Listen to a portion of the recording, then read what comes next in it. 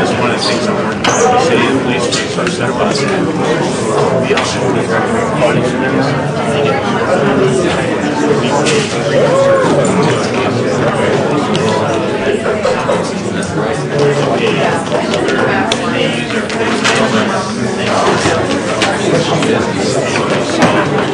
wants to put all the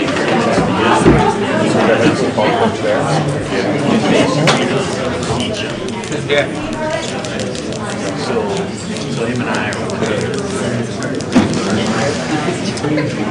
okay, everyone, if I could have your attention. Can you hear me okay in the back? Kind of? Okay. We'll try to speak loud tonight because I know we have a little bit different dynamics, but we're so pleased to be able to have our meeting tonight at Clinton Rosette. Last year we went to a number of different schools throughout the district. This is one that we weren't able to come to, so we're going to come on a nice warm night like tonight. So really looking forward to that. I'd like to recall our regular order of our regular meeting, and Vicki, if you do roll call, please. Cohen Barnes? Here. Nina Fontana? Here.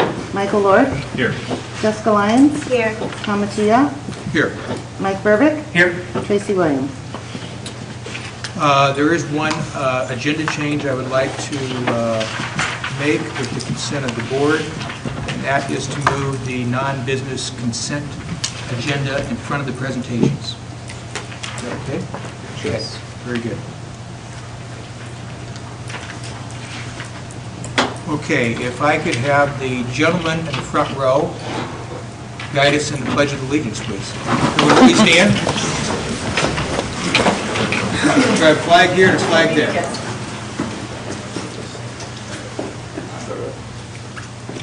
Allegiance to the flag of the United States of America and to the republic for which it stands, one nation, under God, indivisible, with liberty and justice for all. Thank you, guys. All right. First, I'd like to introduce our principal here, Mr. Tim Vincent.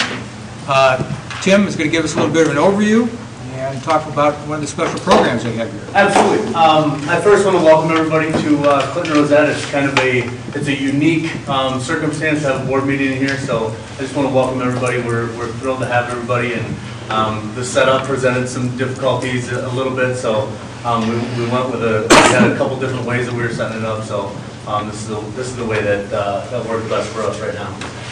What I wanted to, we have basically just a few minutes to highlight some of the things that we do at Rosette that are unique. I feel that we do in the district.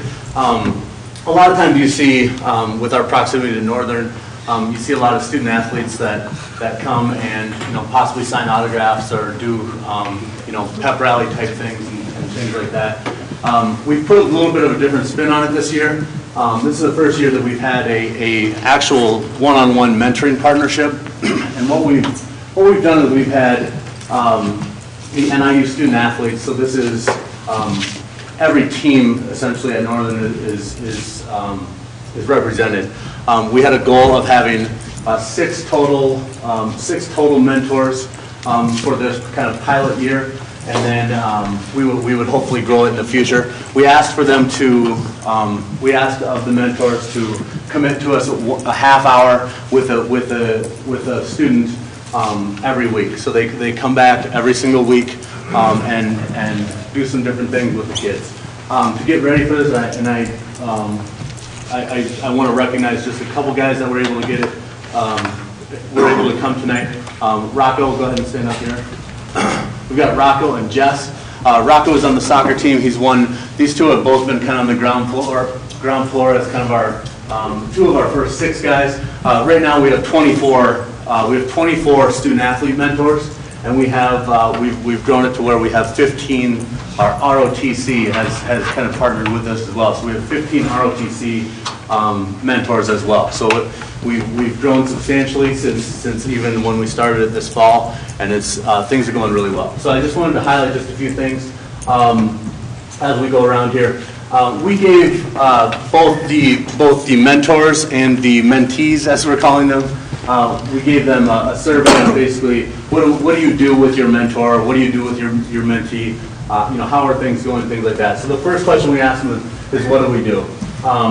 Again, they pair up and they take a half hour every week or so to meet with them, and they set goals, they read, sometimes they do math. Deshaun here chills, as he says, with his mentor. So the other thing they do is they play games. Sometimes they come in groups and they have a real nice interaction as a group. The students are begging for these guys to come back, and it's grown into a really positive relationship.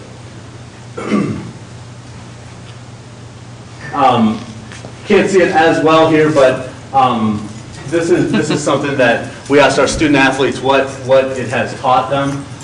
They said it's taught them patience and baby steps to remember who I am, to remember where I came from, to remember that to be thankful for how I had it versus how my mentee has it right now, and just some really positive things that we're hearing. And we're able to really create that relationship. The kids were really cute when we talked to them. This is what mentoring has taught our kids. Taught them how to make cookies, how to never be late for class, and to continue having fun. How to do my best and work hard. Knowing that missing assignments and keeping my grades down will keep me out of a really good college. These are things that our middle school students put down on this survey. Or don't listen to the drama, not to be rude to people, that schoolwork is important, things like that. So I just wanted to highlight that very quickly. I think it's kind of our hidden gem a little bit here at Rosette. I think not very many people know about it, so I wanted to shed a little light on that as it currently is. We'd love to grow it into a program, hopefully in a few years, that we have more and more student athletes and NIU students. So I appreciate your work, and thank you. Any questions?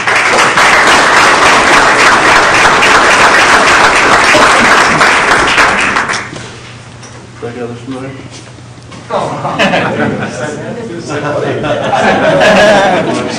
So thank you. Tim, you think this will be an ongoing program then? Absolutely. It's we've really kept in mind. Thanks, Ed. We've really kept in mind, with every step of it, how it can sustain no matter what. If it's because the kids are going to roll through here. The latest talk, and it's kind of in the planning stages, was Little John has talked about possibly hooking up with some 5th graders and then have a possible four-year relationship with the NIU people that rolls from 5th grade through 8th grade. So it can be a really positive thing. Other questions for Tim? The students that are part of the program, how are they selected? Part of it is availability. So it's the time that they're available during the day versus when our student athletes have to give. But most of the time, there's a waiting list right now. Either parents, counselors, or the teaching teams will recommend kids that could use a mentor. How are they identified? What's that? How are they identified? Someone who could use a positive role model. Would that be tier 2 students or? Not necessarily. It's just really, yeah. It's we have kids that academically or behaviorally fit into really tier 2 or tier 3 that are part of this. But then we have kids that we were contacted by their parents that I think they could really use a mentor. So we were able to hook them up as well. You did the survey based on like qualitative stuff. Have you done any surveys in regards to did it help with their academics? Did it help with their behavior? We have not, and just, it's so new that it's tough right now, but that's absolutely. Other questions for Tim? How's your first year going here? Wonderful. Wonderful. Going well. Don't mean to turn this into an evaluation. Hey, I've heard good things. Thanks, Tim. Now we have some really neat recognition of some of our students and some of our faculty this evening. I'd like to begin with recognition of DeKalb High School National Merit Honor Scholar finalists. Tonight, the Board of Education, I'm going to turn over to Tamara, but the Board of Education will recognize seniors Elia Baker and Allison Duffin, DeKalb High School National Merit Scholarship finalists, for being named as finalists for the 2013 National Merit Scholarship Competition. This is an academic competition for recognition of scholarships that began in 1955. High school students entered the National Merit Program by taking the preliminary SAT and the Merit Scholarship Qualifying Test and by meeting published program requirements. They are among 8,300 of the brightest students in the United States. And Tamara, I'm going to let you make some comments before we give them some certificates. Yes. For anyone that's not familiar with the number of students that actually get the finalist, we had 3 semi-finalists, and I was extremely excited being a first-year principal at DeKalb. But then to hear that we had 2 actual finalists at DeKalb High School, that just speaks loudly. I just want to congratulate them for all of their hard work and efforts. I realize, and Ella really pointed this out to me, that there's 15,000 finalists in the country. And out of those 15,000, 8,300 of them received scholarship. Now I know Ella has received a full scholarship currently for NIU starting next year, but I'm not really sure. I haven't talked to Allison about where she's at. I don't know if she wants to share that or what her plans are. I haven't decided where I'm going yet. You haven't decided, and that's perfectly healthy, because at your age, sometimes it takes a lot of visits and decisions. But I want to congratulate you. Would you like to give them their certificates from the actual National Merit Scholar Program? They have their own. You go ahead. I just have this is just for Come the... on up. Vicki. Do you have anything to say? Do you want to? Okay. I just want to say that I'm grateful that I'm here, and I want to say that my brother might not have become a finalist in the National Merit Scholarship thing, but he really creamed me on the ACT. He was a semi-finalist. Weren't you?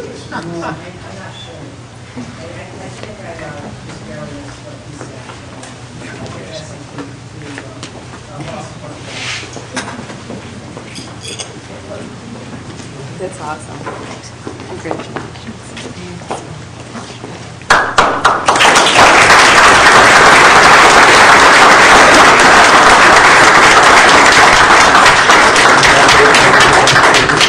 Congratulations. Best of luck to you. Congratulations. Great job.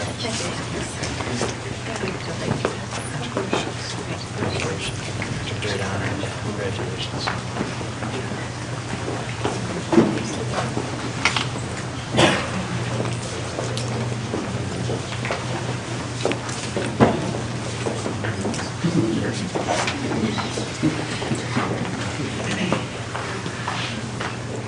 Okay, our next recognition is for Tricia Peabody. Tricia, are you here? If you could please come forward. We will recognize Tricia is one of our DeKalb High School cheer coaches, and she was named the IHSA Competitive Cheerleading Official of the Year. And Dr. Huey, would you like to make some comments? Yeah, Tricia's our head cheerleading coach, and from the time I've gotten here to the time now, the cheerleaders have come a long way. It's really the time and effort she's put into it. And she was recognized this year by the board of directors of the IHSA, and she was named the cheer official of the year for competitive cheerleading. Congratulations.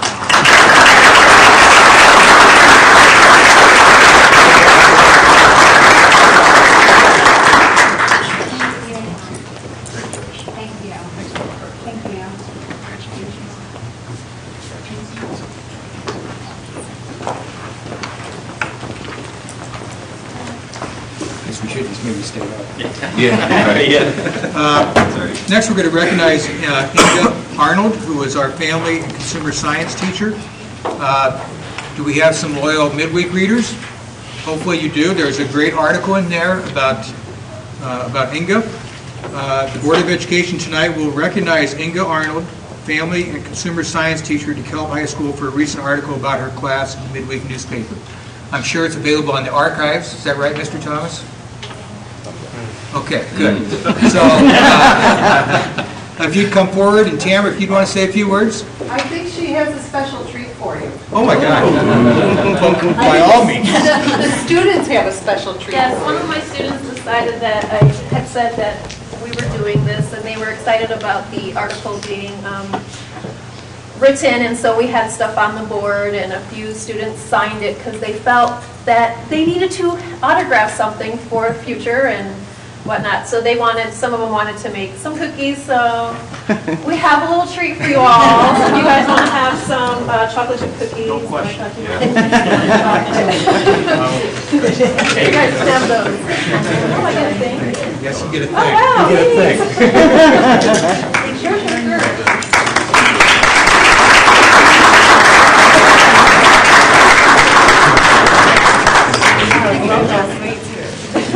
It's not getting much from that.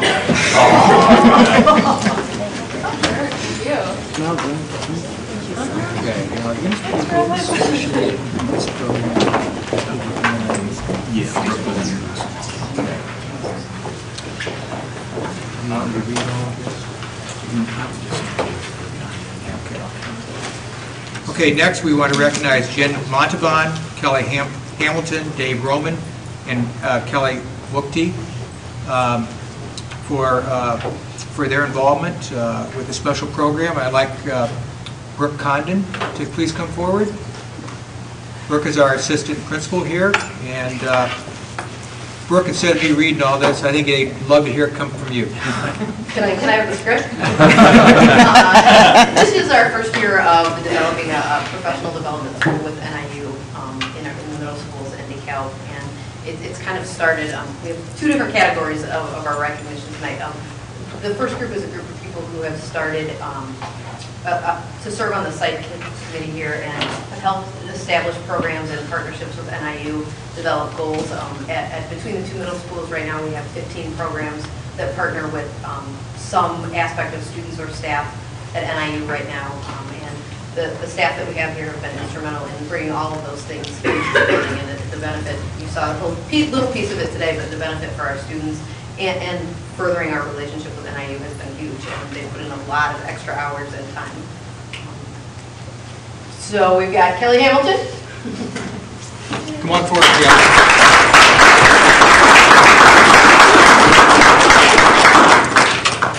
We have Dave Roman.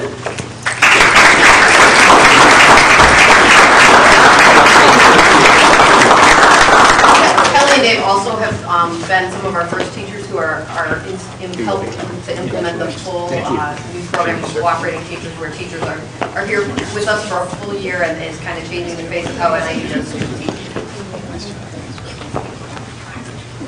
Then we have two more. We do. Kelly Wookey had a family emergency. Okay. She's not able to be with us tonight. And Jen Montavon is on the site committee with us, but she also has helped to kind of bring together the full model of what the professional development model with the schools is supposed to look like. And she just recently got back from presenting at a national conference with Dr. Parker and Dr. Russell, who are both with us here today. They have a model where Dr. Parker and Dr. Russell come in every day and teach with Jen and model new ideas and videotape and do some things with their classes at NIU, and then Jen incorporates that the next day in her classes, and it's really exciting, bringing brand new things and the cutting edge things that are happening at NIU directly into our school. And they just had the opportunity, the three of them, to present at the national conference on it. Excellent. Jen?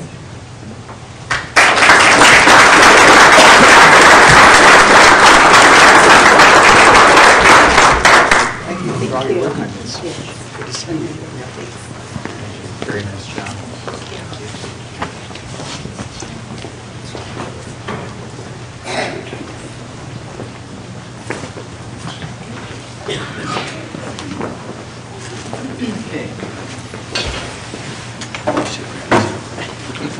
know Brooke mentioned the two individuals from Northern, but I'd like them to stand up. Dr. Parker and Dr. Ressler, we want to thank you for your work that you've done as well.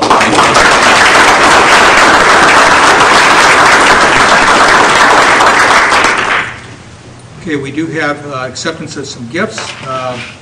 It's been recommended that a motion be made that the Board of Education will accept with gratitude the donation of $500 from ExxonMobil to DeKalb High School to be used for science and math. So moved. Motion, do we have a second? Second. All in favor, say aye. Aye. Thank you very much, Exxon. Now we're at public comment. We have one card turned in this evening. Members of the public who wish to speak to the board should complete their card. This section of the meeting will be reserved for comments from public. All comments should be limited to 3 minutes. Criticism of individuals is not in order. Carrie Malott. Carrie. Thank you, Tom. My concern tonight, and the reason to speak, is with regard to the agenda item regarding Spanish teachers being hired to teach, I believe it was biology, if I remember right from the previous board member, in Spanish here in the district. Last time I checked, which I admit was quite some time ago, probably a year ago, there was somewhere around 10,000 or more unemployed teachers in Illinois. The Spanish unemployment rate in the nation of Spain right now is about 27%. So they're hurting much more than we are, that this is true. Nonetheless, I'm very concerned about the overall situation, not particularly the nation of Spain or any other nation providing teachers to us, but the overall situation of the State Board of Education and the state mandating to us as a district what we must do.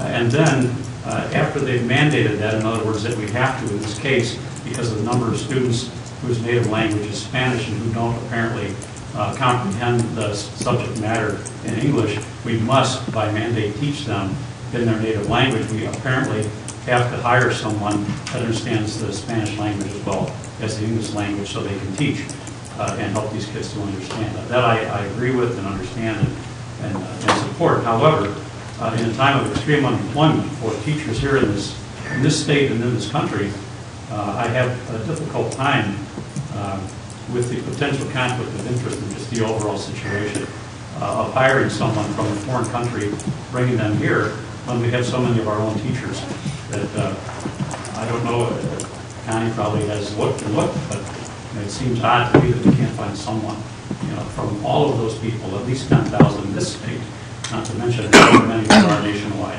that could perhaps fill this obligation. So I'm speaking out against the notion that the state can mandate and that they then provide, the person and the methods. Now, the second part of my comment is about the method. I read the backup material, noticed that one of the documents shown was a draft, a final draft version, not a final version. It's still in draft form. I don't really know if I would be comfortable in voting on it. I also looked inside those documents and noticed a few things. In Connie's comments last time, she said something to the effect, I believe, that we would not have to pay pension for these teachers. And yet on page 20 of the PowerPoint presentation, I see something about responsibilities that includes pensions. I'm not quite sure if I fully understand all that backup material, but that was one of my concerns. Also, in the actual statutory language for this program, it refers to exchange. Now, once upon a time, I know we did, in Education in the United States, exchange teachers back and forth, and I suppose that might have something to do with that program. But that statute is included in the draft documentation for tonight's subject, which apparently you will vote to approve or not approve. So I have reservations in general about this program, and specifically whether or not we're truly ready to vote on it. So thank you very much. Thank you, Kerry. Okay, we're going to move on to the non-business consent agenda. We're moving that ahead of presentation, as we mentioned. It's been recommended that the Board of Education approve the non-business consent agenda items A through H. So moved. It's been moved. Do I hear a second? Second. Second by Cohen. Roll call, please. Cohen Barnes, Yes. Nina Fontana. Yes. Michael Lord, Yes. Jessica Lyons, Yes. Tom Mattia, Yes. Mike Burbick. Yes. At this time, I'd like to ask Dr. Hui to come forward. Dr. Hootie's going to make an announcement of one of the personnel that was just hired. First of all, thank you for the approval. Proud to present PE teacher / adapted PE teacher and our new football coach, Mr. Matt Webber.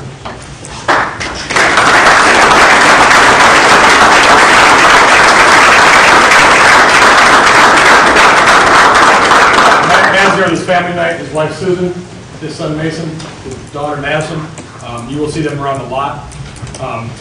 Matt, anything to say? Well, like I said to that administration team at DeKalb High School, I said, when you hire me, you hire us all. And that's a major truth that you'll talk to anybody that's around me as a coach and as a teacher. My family are around all the time. I think it's very important to not only have them around as a support for me, but also for them to realize that these young men here, plus my students, are where I'm at, probably, if I talk to my wife, 90% of the time. I feel very pleased and honored to be, the next football coach and educator here at DeKalb High School. And I thought your administration team that hired me did a great job. The students that took me around DeKalb High School also put a great influence on my decision of leaving a job that I really liked, but I think with the potential that they have here at DeKalb High School, not only academically, but also athletically, it's going to be a great fit for me and my family. Thank you, Matt. Thank you. Very nice. Just for everyone's knowledge, where you? I actually went to the University of Wisconsin-Eau Claire, where I was a 4-year letter winner athlete on the wrestling. So competition and hard work was what I was brought up in all the way through, and being here at DeKalb, you know what that's all about. Very good. Thank you very much. Coaching history, a little bit. Coaching history. I was an assistant coach at Belvedere High School right out of college. I was assistant coach for 12 years. And then when Belvedere and Belvedere North split, then I became the head football coach at Belvedere High School for the last 6 years, making the playoffs 4 of the 6 years that we've been at. In in my opinion, a very tough conference where we were the smallest school in the conference. Being able to compete against, a couple of state championship teams in Rockford Boylan, and then some very large, good football programs. I think here, I've watched a lot of film of DeKalb High School already, and I see a lot of promise here. I've done a lot of coaching already where I've learned what I needed to know. Now I'm at a place where I want to win. And I think these guys want to win. I think the community wants to win. I think we're in a great spot for us to do the best we possibly can to create a winner here at DeKalb High School. Thank you, Matt. Thank you. Thank you. And I want to thank all these young men for coming out tonight. Guys. I'd like to say they're here at every meeting, sitting in the front row. And guys, I tell this to everyone, you're more than welcome to stay for the whole meeting, because they're a lot of fun. But if you want to leave, that's okay too. But let's give Coach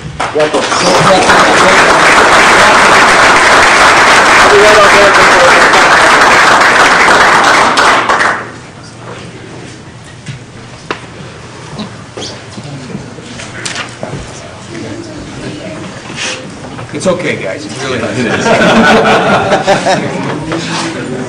It's a problem, so. Could they push my car out? Leave.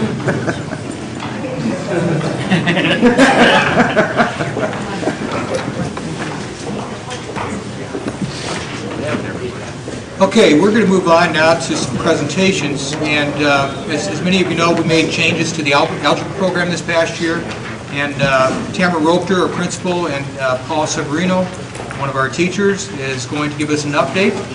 Paul? No problem. I have the documents on here. Do we want to show it on the screen, or are you guys I think okay? if we could, I think that'd be great for the public to be able to see get that up real quick.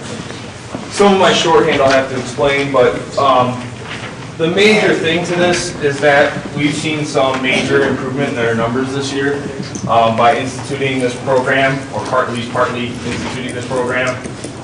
And so I know we had talked about making sure that I came up and updated you with what has happened and where we're at. I think the most, I'll show you kind of both parts. The first thing I'm looking at here is Q1 data. And if I could, Paul, I mean, you can just kind of talk to the side so the audience Absolutely, can yeah. hear it as well. So they can see it. So part of this is Q1 data from last year and this year. We collected it from the freshman group. On the right, those are all algebra classes. I know I have some shorthand in there. It's just the teacher's name, so I could, so when we were collecting the data, I knew what was going on. If you look at the one from this year, if you look at the ones that have the 3 S's, that would be our Algebra A students. And then the other 6 sections are algebra sections. So the T's and the G's are algebra, the S's are Algebra A. It's S because I teach it and we were going by teacher name. So in Q1, you can see, I mean, numbers are a little bit different because we do actually have less students this year than we had last year. And so I didn't want to just put numbers out there and say, well, yeah, we went down in failure rate because, well, we have less students. I put a percentage in there too. So for Q1, you can see last year we were 14.33% Ds. We dropped that to 7.43 this year. And then we went 14.66 down to 4.09 at quarter%. Algebra A in particular, that was 8 Ds and 2 Fs, number-wise. And then by the end of the semester, let's scroll that down a little bit. By the end of semester 1, our numbers on the right again, we went from 22.8% Ds last year at semester, to 14.87, so we dropped that by 8%. The big one was the Fs. We went from 22.5% failure rate last year at semester 1 to 7%. Failure rate in semester 1. And again, if you look at that, our algebra A students, not a single algebra A student failed. Not for no credit, nothing. Nobody lost credit for no credits, which I took very personally because I thought that was even more important than OFs. That means they actually came to the class. There were students that failed every class they were in, and even kids that lost credit in a bunch of classes, but still came to that algebra A class and succeeded. And so that was some really nice data. But it really doesn't mean much if they're not doing what everyone else is doing. So the other data I have in here is a chapter-by-chapter analysis. I believe that was also sent to you. And then we can start in each chapter, and I can go through each one. But I look at it in 2 ways. One, how do we compare to last year? And so we have last year's data on the right. We have this year's data on the left. And then within last year's data, if you compare how our algebra students did to our algebra A students, what I did is I made sure that every single test, every single quiz, every single thing I gave them, even though we spent more time, I hit the exact same standards. They had all the problems that were in an algebra test were in an algebra A test. In fact, most of the time their tests were actually longer than the algebra A test because we took more time. They had more stuff to do. I had to make sure that everything worked out. And so if you look, even more than what we improved upon from last year is within how well the algebra A students did even compared to the algebra students, given the chance and the time to succeed at a little bit of a slower rate, which was the whole point of this. The whole point was to come and say, all right, they need more processing time, they need more time to succeed and to learn this material, and they're doing so. And so they are reaching all the same standards, and if you look under each chapter, it'll kind of tell you an idea of how many more days I spent on the material. And this is just the start.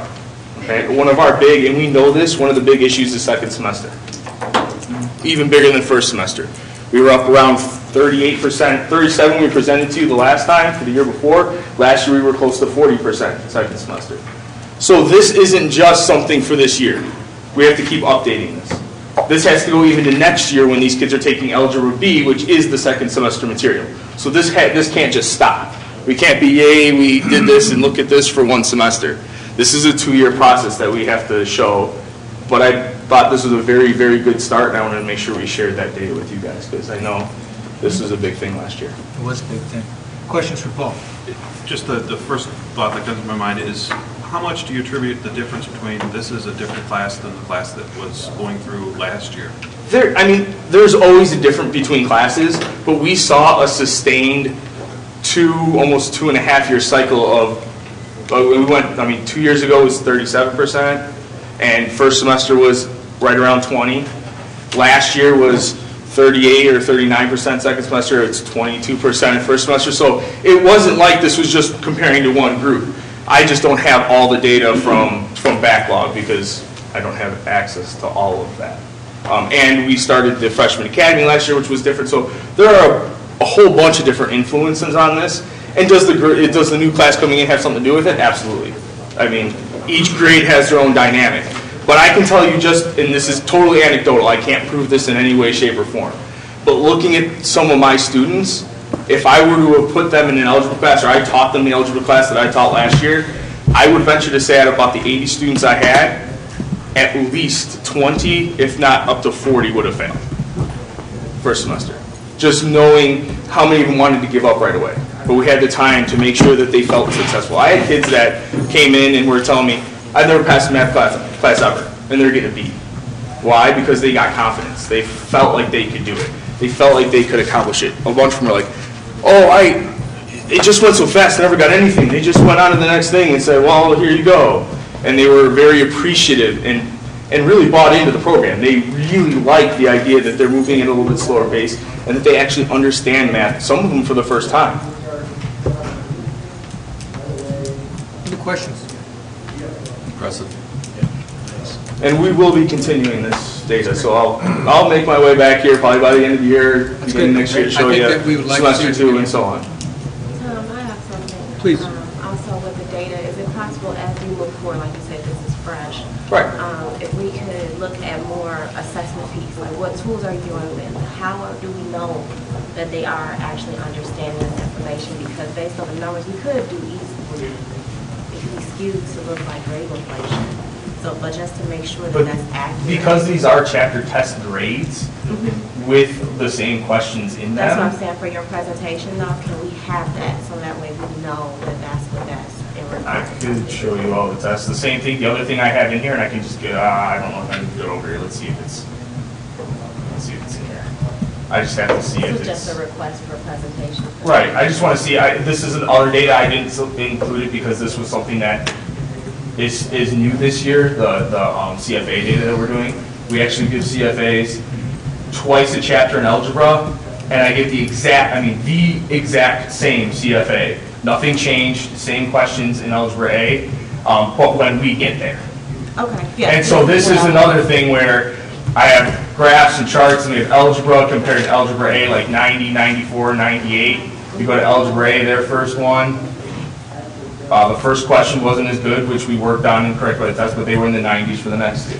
And so when we look, and these are designed by standards because there are common formative assessments, and then I have our aggregate there too. So that's per chapter. There's another assessment tool that we use and we have. So we have multiple things. I just didn't want to overburden the presentation by giving you all sorts of stuff. This is a knowledgeable board. Thank you. No problem. Any other questions for Paul?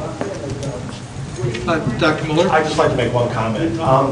One thing that Paul is too modest to mention is he's teaching all 3 sections of the Algebra A, and I just want to say that, having worked with him for 3 years in high school, Paul is one of the most passionate. We've got a lot of phenomenal teachers at DeKalb High School, but Paul is a very passionate, engaging teacher, and I think this reemphasizes the fact that, if you've got some of the best quality teachers working with students that some consider to be at risk, you can do phenomenal results. So I want to thank Paul for that. Thank you, Paul. Thank you, guys.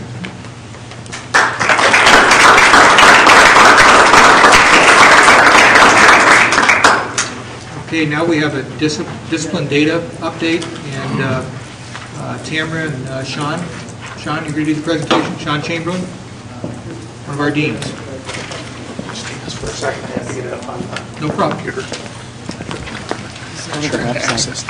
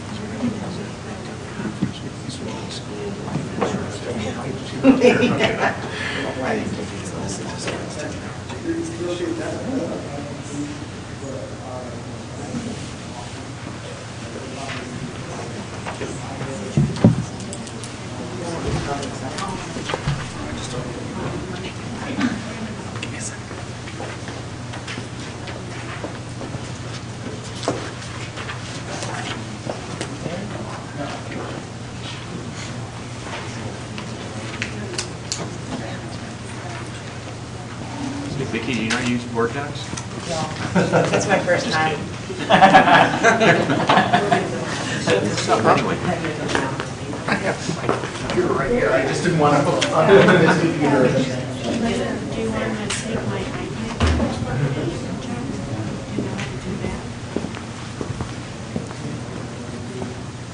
I have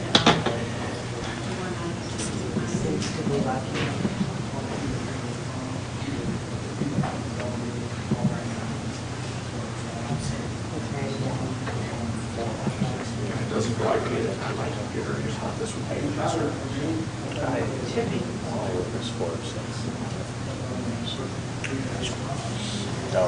Yeah, get to it.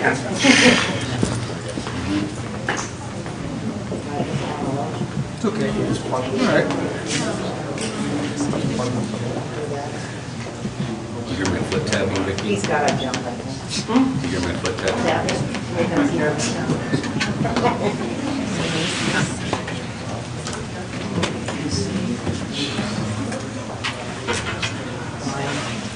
Can you authenticate it? I was just going on a public site, but Why don't you try to authenticate it? She should be on this. Yeah.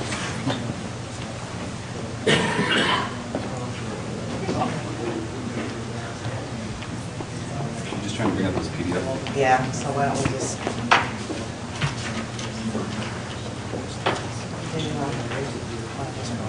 Sorry, my brother. Oh.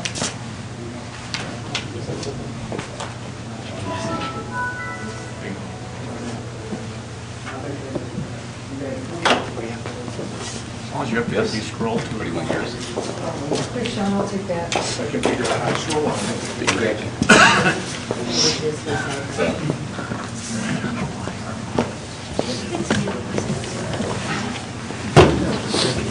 Okay. I'm Sean Chamberlain, I'm the Dean of Students at the high school, and we're presenting an overview of the data from the first semester at the high school and both middle schools. The first slide is a graphic representation comparing our infraction data from last year, first semester, to this year, first semester. Infraction data is what the student did. Were they party? Did they get written up for using a cell phone? Did they get written up for disrespect? This is a graphical representation. You guys can see that there is a reduction overall in the number. You see on this next slide, this is a graph that is the same information that was on that table that shows the same information that was on that graph. Our total referrals this year were down from last year at this time frame. We were at 4,800 referrals approximately. This year we're at 2,900. I'm not going to go through each one. Our highest number of offenses are listed in this table. It's a top 5 comparison. This is comparing our top 5 offenses from this year compared to our offenses from last year. And if you can see our tardies, we had a 33% reduction from last year. For missed consequences, we had a 58% reduction from last year. For defiance and insubordination, we had a 44% reduction.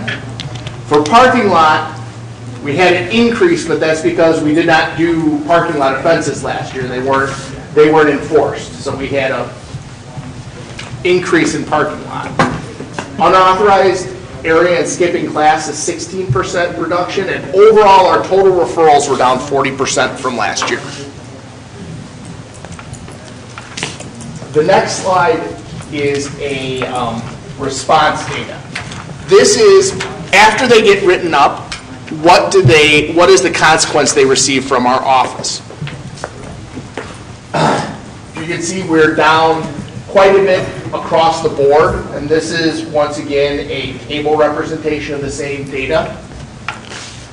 And as you would expect, our data is about the same. We're down, the infractions are down, and the responses are down right about the same amount, which is what you would expect.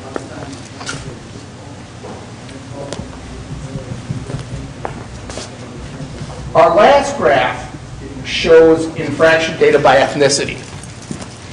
This is how often students get written up based on the percentage of their population versus how often they are written up. And I'm just going to blow this up so you guys can see this a little better. If you see, this is last year's data, 2011 and 2012. Our African American students make up 14.9% of our population, but are responsible or have 30.6% of the referrals. The Hispanic students make up 17.8% of the population and have 30.2% of the referrals. And the other one is our white students, who are 64.4%, but 37% of the referrals. This is last year's, and this year we have seen a reduction in all of our subgroups. We are down almost 1% in our African American subgroup, down almost 5% in our Hispanic subgroup. Now those percentage points are reflected in a rise in how many our white subgroup have gotten, just because it has to add up to 100%. One of the things I wanted to go over when we're looking at this data before we move on, there's a couple numbers as I was pulling these out that weren't included in the PowerPoint, and I just wanted to go over them because I think they really speak to when we're talking about discipline at the high school. The first number I thought that was really significant is when we're talking about discipline in the high school, we did a contest this year where we looked at all of our students who did not receive one discipline referral per semester.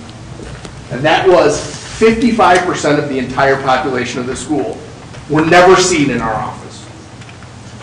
Not a single tardy, not anything. They got no discipline for the entire year. So we're only looking at 45% of our population here. Of that 45%, we have our referrals are, I pulled a report that showed me all the students who had more than 5 referrals. Of the 1,724 kids in our school, that was 113 students. But we saw more than 5 times in our office. So the great majority of the kids who did get written up once or twice. They were tardy, they had their cell phone out. So the population, when we're looking at our numbers, we're really looking at a very small amount of students in our school that are responsible. About 6.5% of the students at the school are responsible for 47% of the referrals that you're seeing. So the data can be skewed if you have the majority of your students in your school only getting 1 or 2 referrals. If you have someone who's a chronically in trouble who got 30 referrals, it really skews the numbers.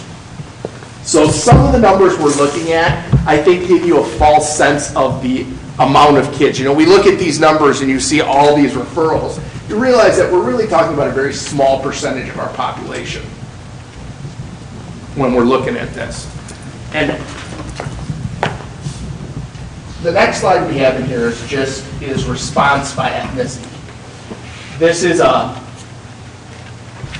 how many of each response the students got by ethnicity. This one's kind of hard to read on here. Make it too small, it's hard to read the numbers. Now the last is kind of some of the things we're doing differently this year that I think has led to this.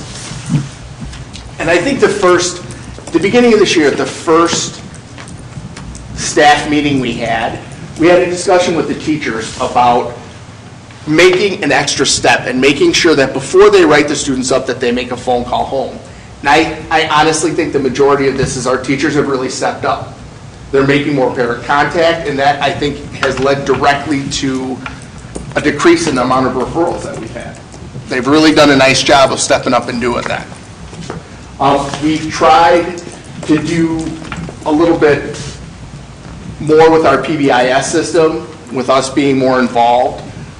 We're trying to bring in some outside groups to help us. We have a mentoring group that happens 4 days a week that the BSU, the Black Student Union, is running. We have groups that are coming in with the Black Male Initiative. We're doing more conflict resolution meetings with the students. We have YSB coming in and doing groups during our flex time for our kids with social emotional needs. We've also instituted an individual problem-solving model where we're having meetings on specific students to talk about what interventions for that top 6.5%. What can we do for them to make them more successful at the school?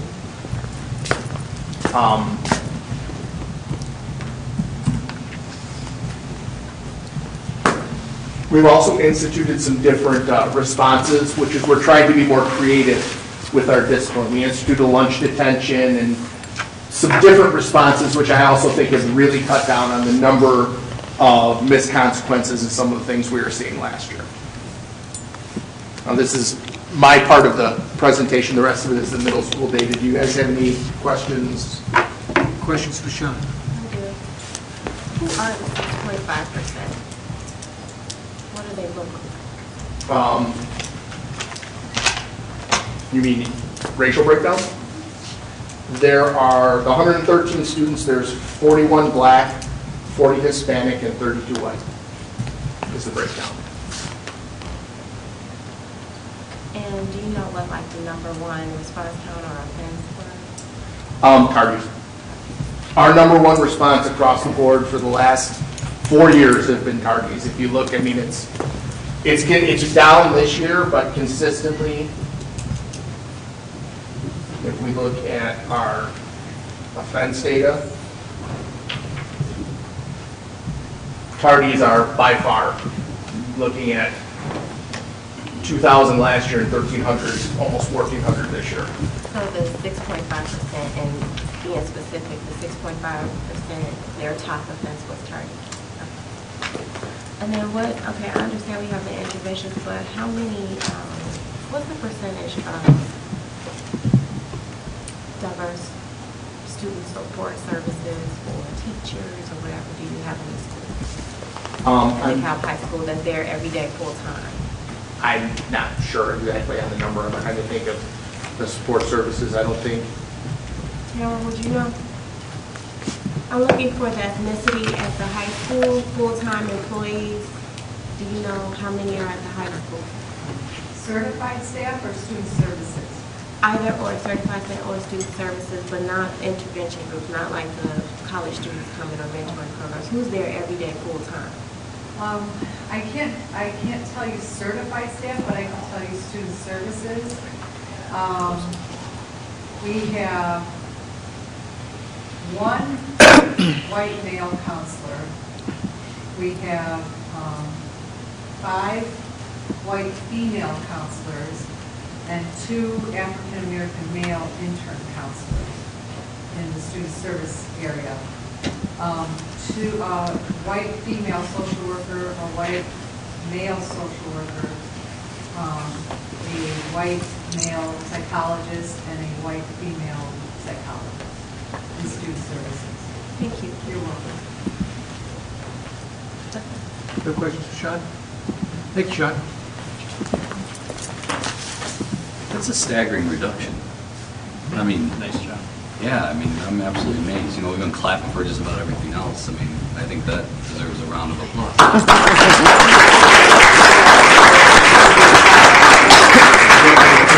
the iPad for you. Great. Okay. Hi, I'm Brooke Conn, and I'm the assistant principal here at Rosette. Vanna here will go on the next slide. We kind of, Sean and Aaron Osborne and Tish Dawkins and I sat down and kind of crunched our data together, so our presentations are going to look pretty similar. Up here now, you'll see the same format that Sean just showed you. Last year, across the board at Rosette, we were at 300 major office referrals for first semester. This year, we are at 217 at the end of the first semester, so we're looking at pretty close to a 40% reduction in our major office referrals. And when you see Huntley's data, theirs will look a little bit different. We don't code our tardies as a major office referral. We code that as a classroom behavior at Clinton Rosette.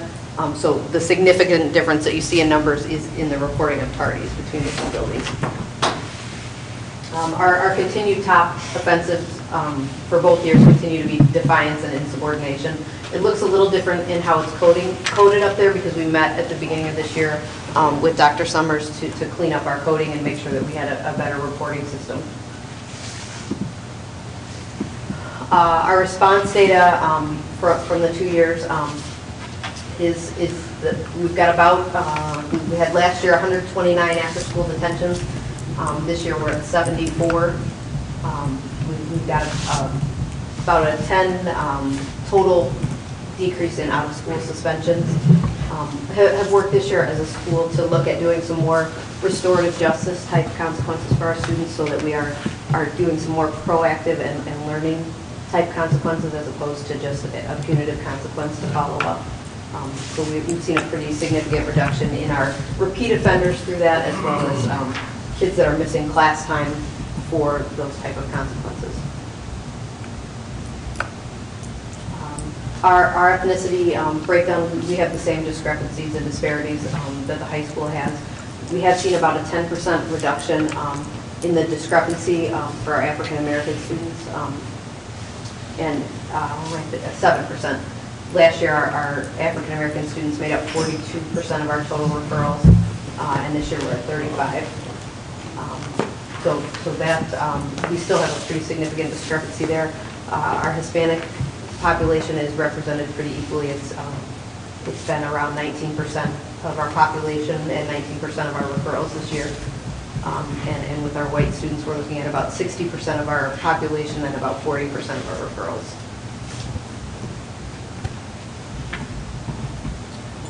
That's our information in the graph form.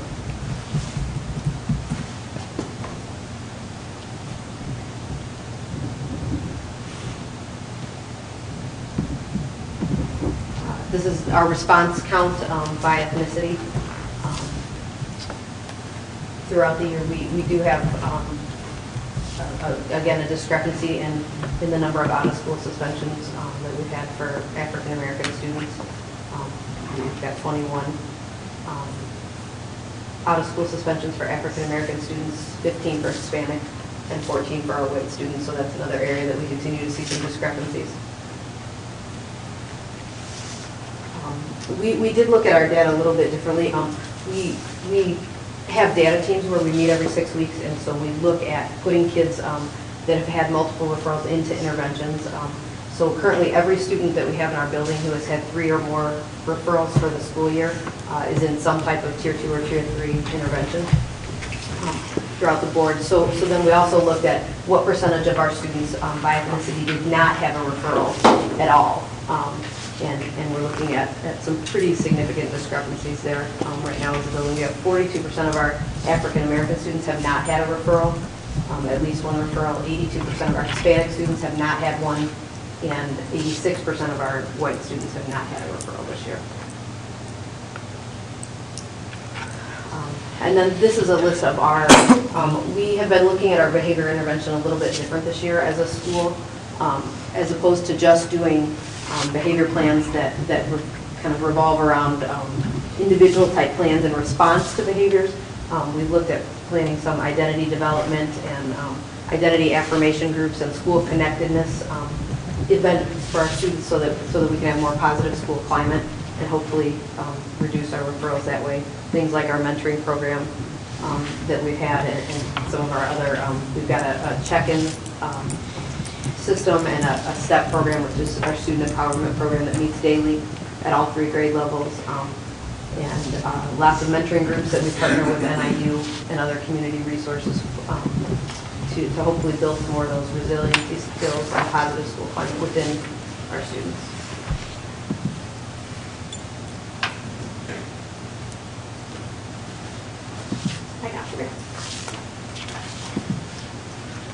Are you presenting Huntley too? Am I presenting Huntley too? I can do that. Yeah, Tisha's not here, so I'll fill in too. You're going to see pretty much the same as we move through the data. You'll see the exact same. Infractions have gone down. Still looking at a difference of the tardiness, as Brooke said before, why we see more referrals at Huntley versus Rosette. So you take that whole group out. Basically for us, a tardy is if you're tardy 3 times within a week to any one class. So you get a tardy referral at Huntley Middle School. The response there, again, just looking at where those behaviors are occurring and how they're happening, shows you exactly, again, some of the responses that they're down in 2012.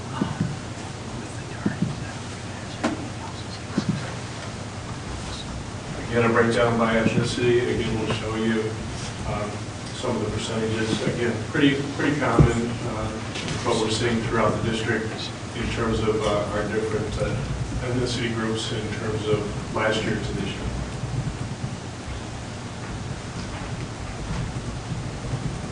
Ours or theirs? This is the sum of this. Yeah, I guess this is yours. That's ours. So that would be our breakdown of again the percentages of, again, in the purple what the percentage number of students, and then in the yellow there how many infractions they've had percentage wise.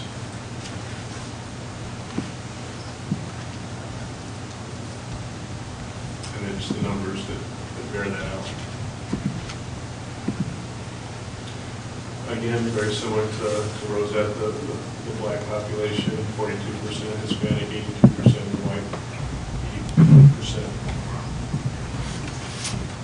I think the big, the reductions that we've had, referrals, out-of-school suspensions, and detentions, we really have to look at those overall. I think PBIS really by far, with our students now coming up through the elementary schools having PBIS, and now all 3 grade levels having PBIS as part of our process, I think has been very, very helpful.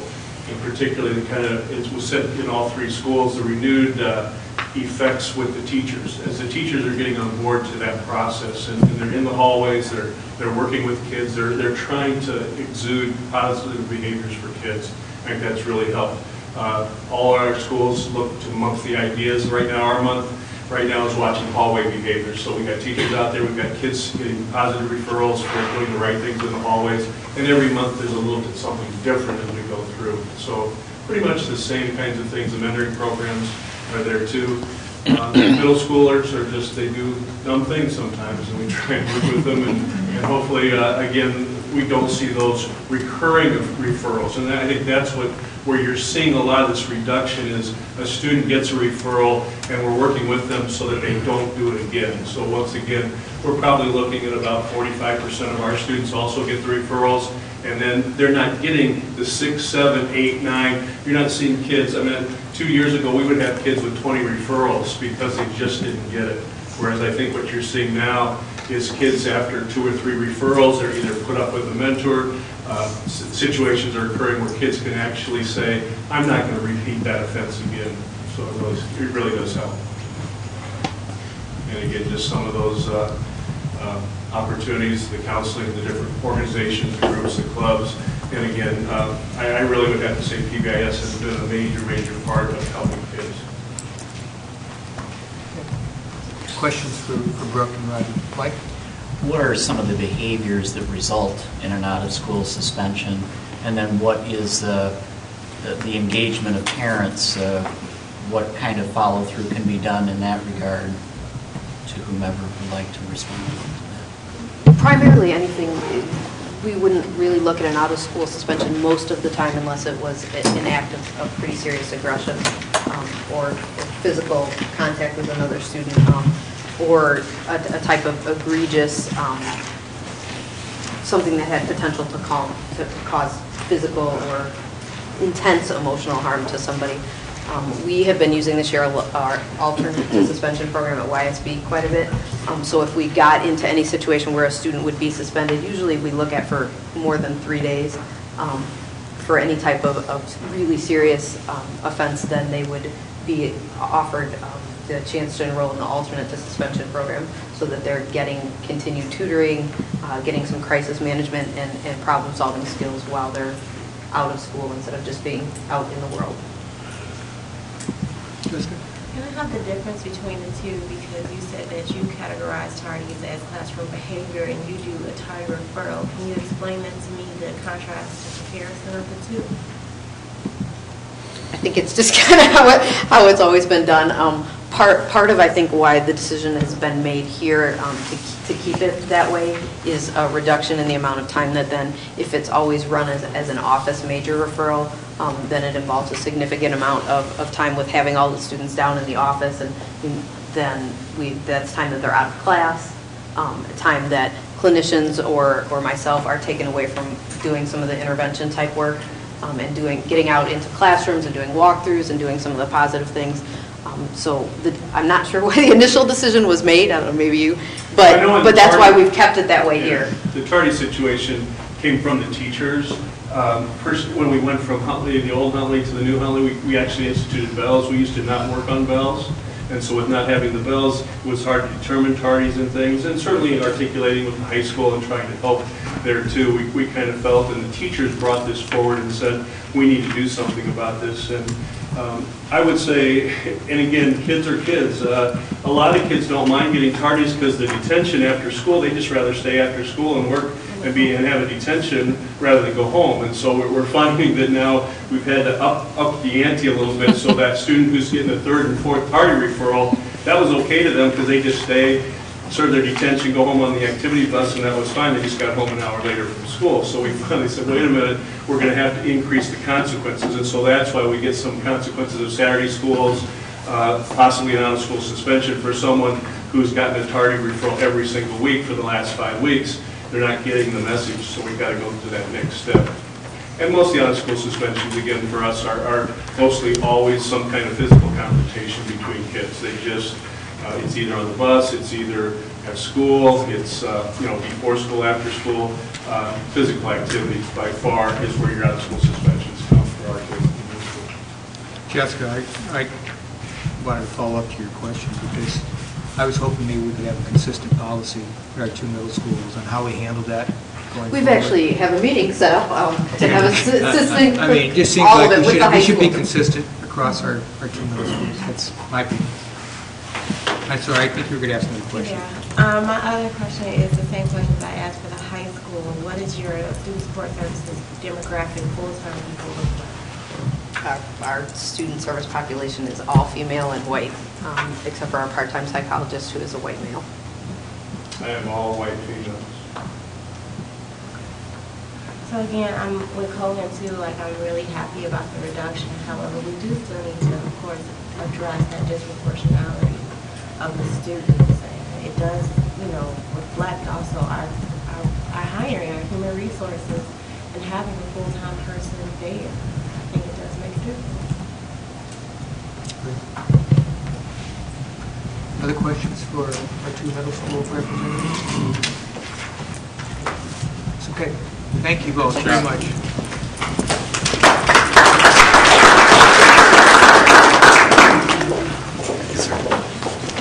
Thanks, Sean.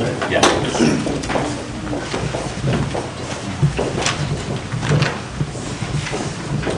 Okay, we have one more presentation. Dr. Mueller, changes in the ISAT cut scores.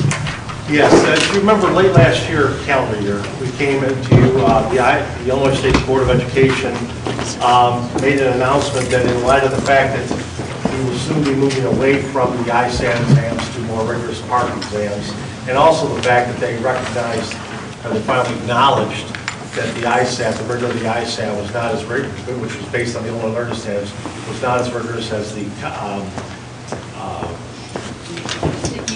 EPAS system, which is the Career College Readiness Standard. So what they decided to do is they said, we're going to promulgate these new cut scores for last year's exam, so you can get a sense, so we can get a sense of where we were. Dr. Summers and I immediately communicated, I think our first day back after winter break, we sent a letter to parents. All our parents in 3rd and 8th grade will be affected by it, let them know about it. We just said we don't know what the new scores are going to be, but as soon as we do, we'll have that information.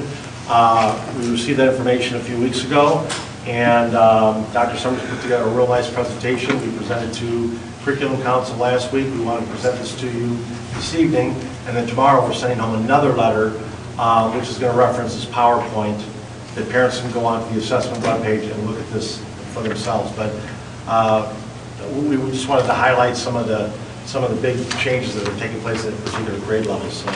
So like Dr. Moeller said, I'll go through some of the data and talk as I'm going through it, but just to kind of orient everybody to what you're looking at. On the left side, and I know this is a little bit hard to see, but all of this is available on our website as of right now. On the left side are the percentage of our students that fell into the 4 categories of ISAT based on the old cut scores.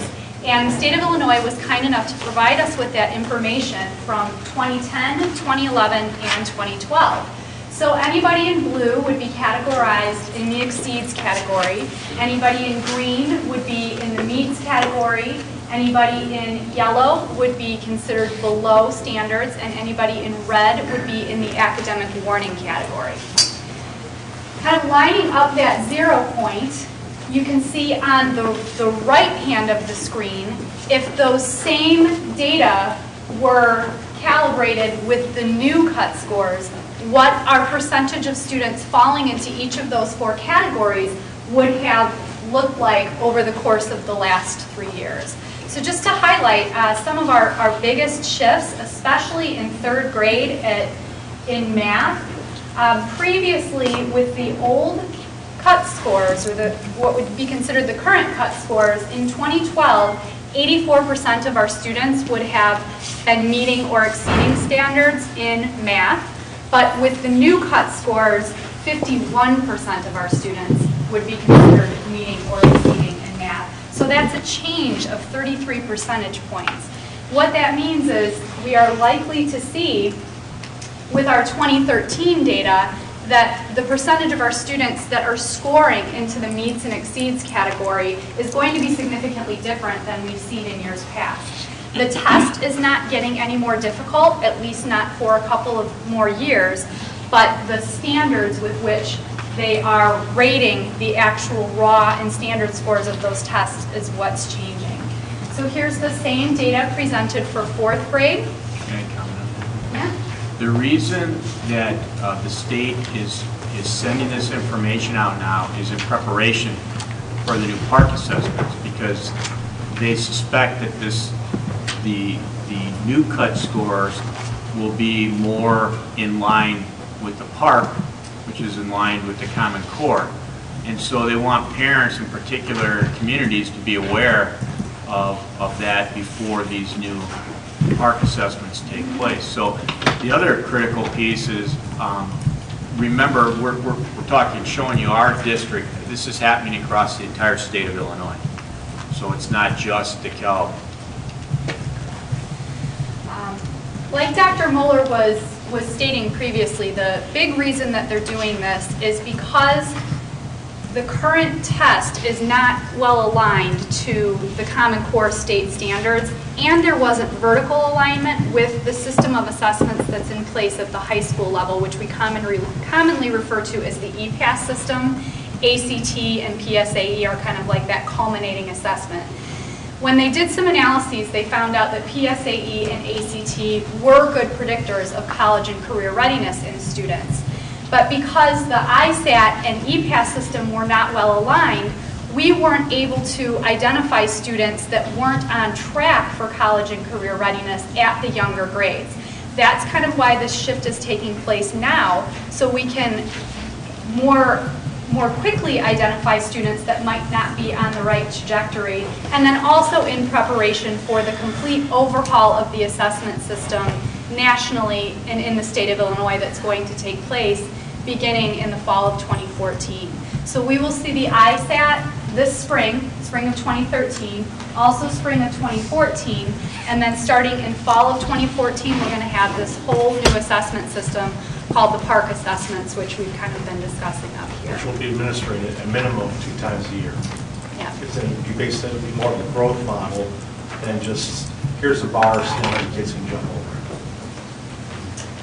One other drastic jump that I wanted to point out is in our 8th grade reading percentage of students that meet and exceed. Using the current set of cut scores, last year 90% of our 8th graders would have fallen into the meet or exceeds category. With the new cut scores, 67% of our students would have fallen into the meet or exceeds category on ISAT reading. So we're looking at some pretty dramatic shifts, and in turn, what we're likely to see when these scores come out in October of this year is that a larger percentage of our students will not be in that meet or exceeds category. Questions for Kelly and Doug? Will this make a lot of changes then in the way students are placed going into the high school? No, because right now we currently use the Explorer exam, which is given in November of 8th grade. And we use that because that is one of the EPAS exams. So it's highly correlated with the ACT exam. And we know that, for example, the cut score we use of 17 to determine who goes into literacy, that the 17 on the Explorer exam given in 8th grade correlates to a 21 on the ACT in the junior year of high school, and that's the bottom of the meets category. So that's why we use Explorer rather than any ISAT scores. That's one of the factors. I mean, there's also teacher recommendations and so forth. Sure, but I was just looking at the schools. Yes. Okay, thank you. Yes, we based on the Explorer, not the ISAT. Mine is more of a comment. I know that with the assessments, I'm excited about this change. I know that people typically take these and they look at it as a stigma, as, oh no, my child hasn't made it, but it's really an early intervention almost as, okay, we see where we're at, so especially with us doing that 2 times a year, it's actually a great thing. So as opposed to, I'm hoping families don't look at it as a negative stigma. It's not supposed to do that, but it as an early intervention and assessment to get you prepared. And then, like she stated before, actually being able to take those assessments and align them, because now you are comparing more of apples to apples as opposed to oranges, and seeing what the predictor may be for your child. We can intervene earlier and better. It just kind of refined our assessment system. And I know Kelly and I both think, and at the high school, one of the things you have to explain every year to parents is they say, hey, my kid was doing fine in middle school, now since they come to high school and thud.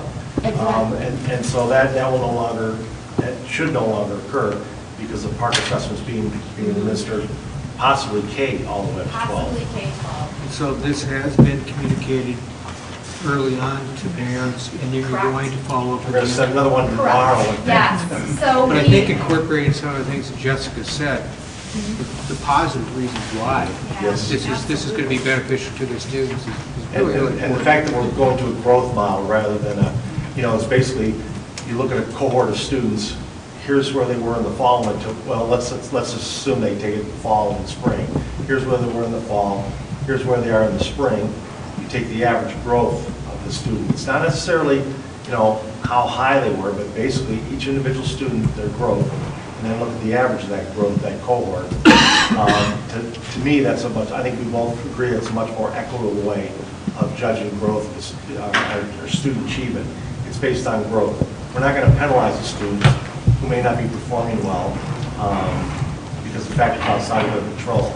It's taking them where they're at and seeing, it's almost like, for those in business, the value-added approach.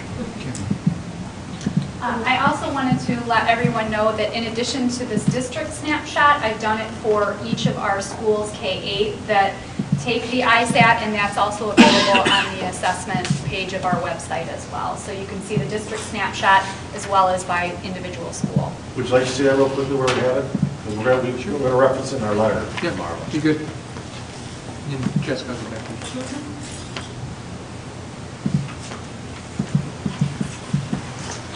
While they're getting that, does anyone want any more cookies that? Give it to the press, give it to the press or the audience. About 3/4 of the way down the home page, you'll see this area that says District School Audits and Assessments. 2013 assessment intervention, or assessment information takes you right to the assessment webpage. It's right here, old and new ISAT cut score comparison. If you click on that, you'll see all of the PowerPoints for each school as well as the district overview. So the letter that we send out to the parents tomorrow will reference that as well in case they want to access that information. The last thing I also think, like you said, is comparing parents. I know that even as a parent, as we see that, we're also going to be looking at what is the school doing as far as to support, or like looking in the finance team to provide resources for the parents as well in order to help them with this. Because while we're identifying this at an earlier intervention, we also need to, I would assume, identify the resources to address that. Yes. If we're using our assessments to identify that some of our students need supplemental support, then the extension of that obviously is how are we going to deliver that support, what resources do we have, etc. And of course, that's why the state's going to cut our aid. It makes perfect sense, doesn't it? Well, I'm sorry, that was a cheap comment. One deserved. I think none of us are about taking cheap shots at the IC. Another aspect of this is we've got elementary teachers coming in and we're doing articulation and alignment with Common Core standards for the everyday math program. And what we're finding is what's been happening in the past several years is teachers will admit that, say, well, you know, we got ISAT coming up, we move some things around, we teach things out of order because we want to make sure we do well in the ISAT. And basically our message now is forget about the ISAT. It's dead. I mean, it's dead. They're going to recalibrate these scores, and there's not going to be a school district in the state of Illinois that's going to make AYP.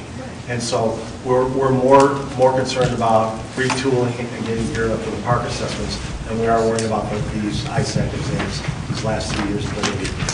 Not only the park assessment, but most importantly, making sure that our curricula is aligned to the Common Core standards. I think that's kind of the big push district-wide and what we're hoping to accomplish this year and then next year. And then the assessment of those standards will be the park assessment. Nina. And if you don't mind, take 2 minutes. If you would talk about the Read 180 program, which is a wonderful intervention coming to the middle schools next year, which is going to address some of this problem. Sure. We have a subset of students at the middle school level that are struggling readers, and we've had this subset. We've known about it. We've started to provide early interventions, but what's happening is we only have one reading intervention to provide these students, and it's an intervention that starts in 3rd or 4th grade. So by the time they were getting to us at the middle school level, what we were seeing is these students were sometimes repeating the same intervention 2, even 3 times, and we weren't seeing the gains in the student achievement that we were hoping to. So we identified that we maybe needed another option to provide to our struggling readers at the middle school level. And through the course of this year, a group of folks have been, and feel free to jump in, Jessica. I'm eating cookies over here. Jessica's a group of folks got together, looked at several different supplemental interventions that might meet the needs of our struggling readers at the middle school level. Went to presentations, had site visits with those that are actually implementing different programs, and landed on a program called Read 180, which is a highly engaging program that is teacher-led, but there's a very heavy technology component with it as well, which is what's so engaging for our students. Additionally, it hits multiple areas of reading, whereas many of the interventions that we're delivering to our students now might target just fluency, or just comprehension, or just vocabulary, whereas Read 180 really hits all 5 of those big areas of reading that we know are important to help support in our struggling readers. Although it is teacher-directed, like I said, there is that heavy technology component. It's largely nonfiction texts that they're reading, so it's highly aligned to the Common Core standards. And it really is a very novel approach to teaching reading. for struggling readers, but the great thing about the program is it's actually one of the most well-researched programs in the world, not just in the country, but in the world. And there's a lot of evidence to show that it meets struggling readers' needs that are struggling readers, but also that are special education students or English language learners as well. So we're feeling like this is going to be a very good fit for our struggling students at the middle grades just in general, if reading is an area of difficulty for them. Kelly, does this touch on some of the things that were brought out in Dr. Tatum's literacy audit? It does. There is a spelling component. There is a writing component. I know Dr. Tatum's audit in particular talked a lot about writing. So it is incorporated. It's folded nicely into the curriculum in general. And again, that whole technology-mediated piece is great.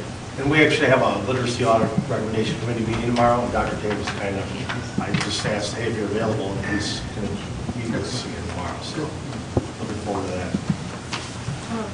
Yes. This curriculum council also will be looking at math interventions too, as we're talking about resources and interventions. That's one of the things we talked about at curriculum council, is getting back on our cycle. You know, when the Illinois textbook loan program dried up, it just these subcommittees by content area sort of fell apart, and you know, the curriculum's not a textbook. It's so we're revitalizing that, and mathematics is on the top of the list. Okay. Other questions? Thank you very much. Thank you. Very, very helpful.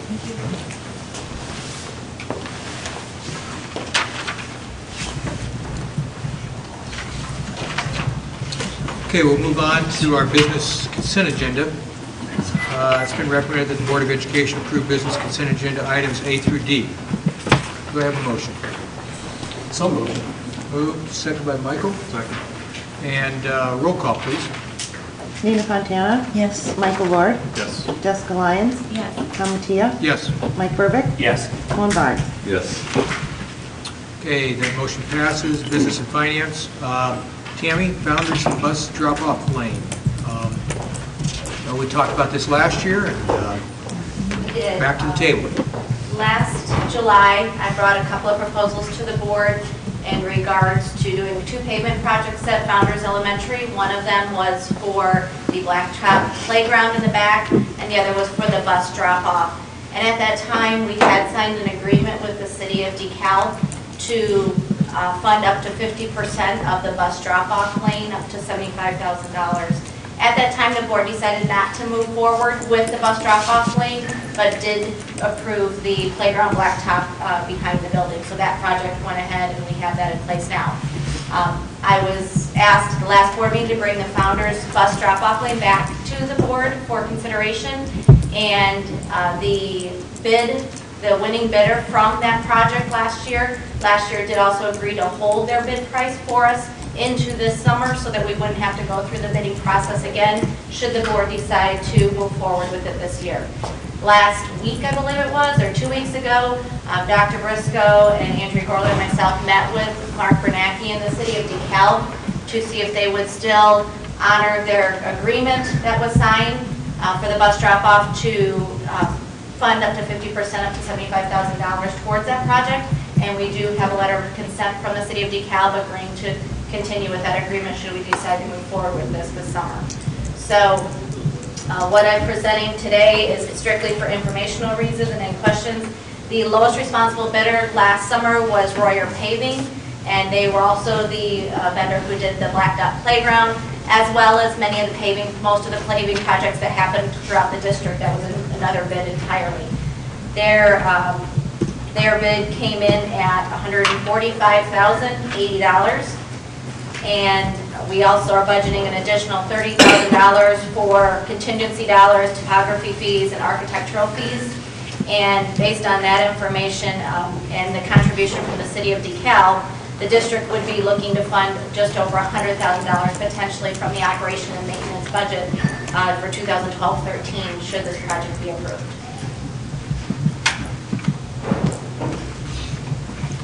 Questions? So, Tammy, I just want to get this right. You're asking for the $75,000 plus 30,000 plus a contingency, or just the 30,000? No, the 100,000 would include the contingency dollars. It's 75,000 is towards the project cost. The actual It just seems to me that, I mean, 30,000 is, as a percent of our share, is a pretty significant amount as a percentage that you would normally have for contingency dollars. Is that, I don't know, how would you want to respond to that? Actually, it's the percentage we go with on all projects, which is 10% for architectural and engineering costs or financial topography fees, and 10% for architectural fees, or excuse me, contingency dollars. And so that's for the entire project cost. So that was based on the 145,000, even though the city of DeKalb is contributing 75,000 to the project. So we may not need the entire amount, but we always have it just in case into the project approval. Other questions? Is it all right with the board that this comes back for an action item at the next meeting? Okay, thank you, Tammy.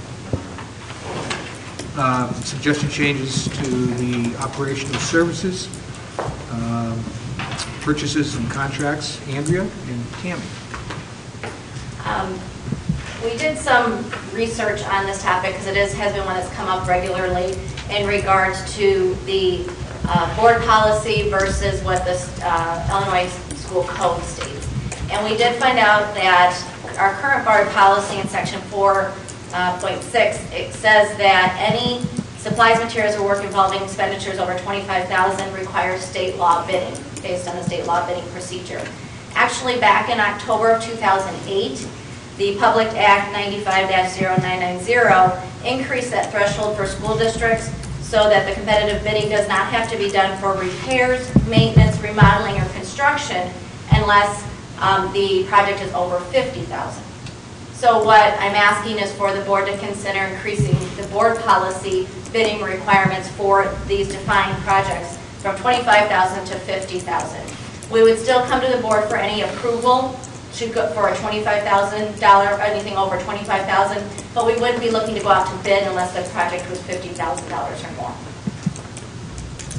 Thoughts?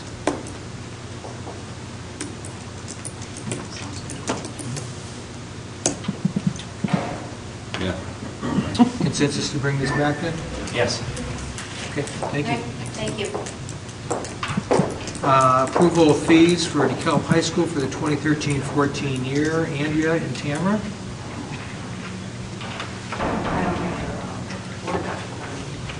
You had the board doc? I do. Actually, the detailed information that was provided to you, I believe Tamara had the teachers Tamara put the data together to show our existing fee and then the proposal, and the teachers provided a justification of why on each of these subject areas we're looking for an increase, as well as there are some that you'll see with the negative signs that would be reduced. Questions?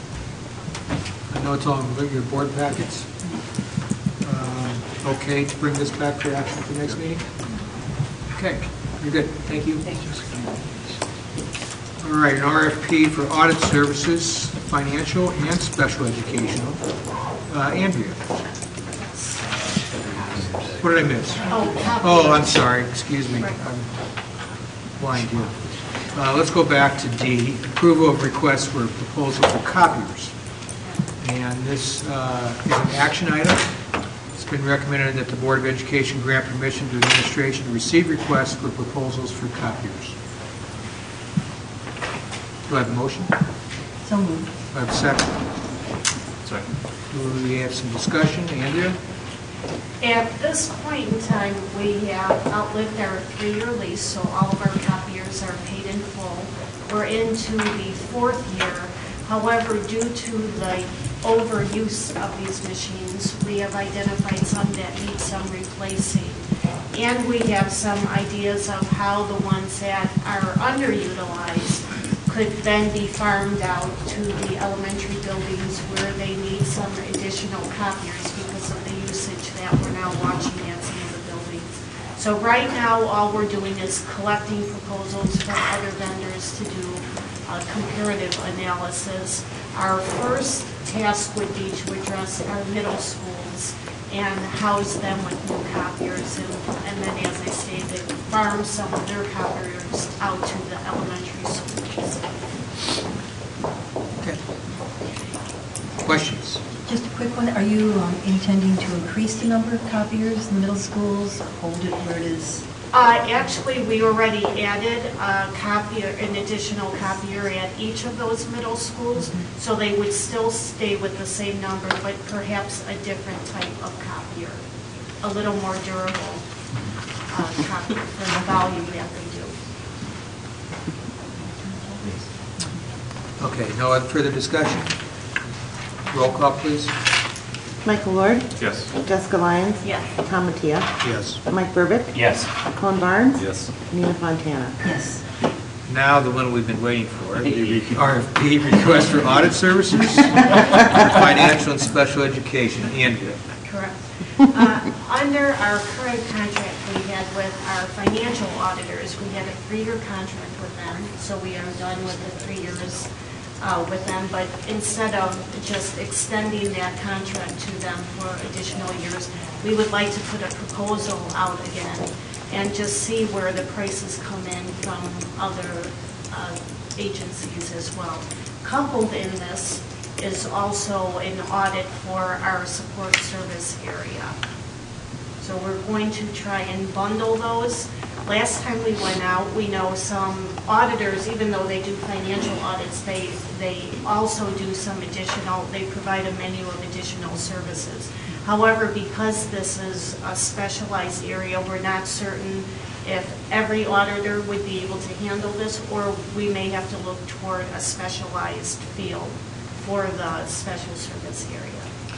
I just want to highlight too, Jessica did a nice job today. She put an email out to all of our special education support staff just to notify them that, you know, they've done an outstanding job in our district, and the purpose of reviewing our student support services and special education is just to look at our efficiencies. You know, we, in a approximately $70 million budget, we spend probably $9 million in special education to get reimbursed half that from the federal government. So we thought, and we talked about this, taking a look at our, since we're a large district, our whole program, since we're looking across the district budget-wise, just to look at that particular area. But it's just really important to know that we have our special education department, our support services are absolutely outstanding services, and they're recognized in the area for that. So that's not the purpose of this. The purpose is to continue to look at every angle we can in terms of our budget. And if I can just add too, you know, we are a couple of years out from when DCSDA dissolved and we were operating under a co-op, so just getting that right perspective on the admin. So even though there are some auditing services that maybe can do special education, there might be some that just specialize in special education. So this, or it could be 2 separate Correct. bids as opposed to 1. Correct. Okay. So it's been recommended, well, first off, additional questions for Andrea? So it's been recommended that the Board of Education grant permission to administration to move forward with the request for proposal for auditing services for the district's financial reporting and for the special education program. Do I hear a motion? So moved. Moved by Colin. Do I have a second? Second. Second by Nina. Any further discussion? Roll call, please. Jessica Lyons? Yes. Tom Mattia? Yes. Mike Burbick? Yes. Colin Barnes? Yes. Nina Fontana? Yes. Michael Lord? Yes. Okay. Motion passes. New business administration, proposal for pay increase for substitute teachers. Connie? Yes. In your board packet, we have provided you with a summary regarding the percentages of times when we need substitute teachers, that those have not been filled.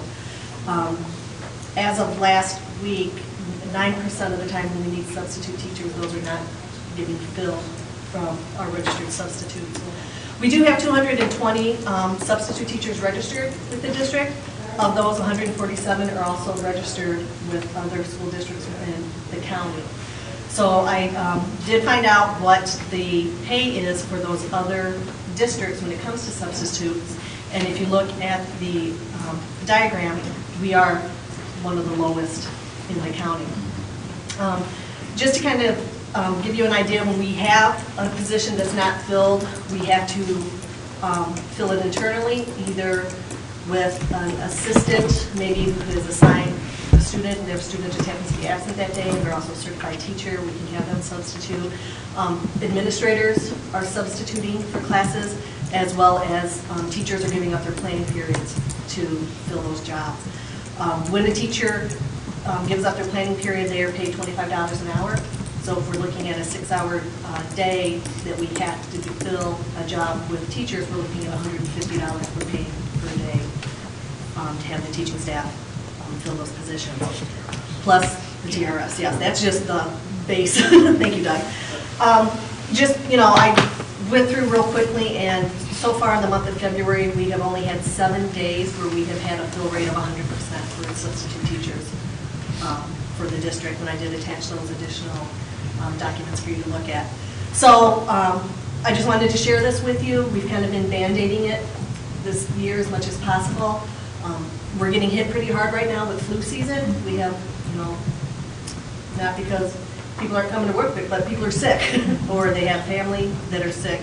So we are recommending that we bring this back at the next board meeting and increase our pay from the $85 to $95 a day, so that we are more competitive with the other districts within the county. Questions for Connie? Michael? I guess I'm concerned about, you know, are we jumping to the conclusion that money is the reason? And have you looked at whether the absences are historically, what have they been over the years?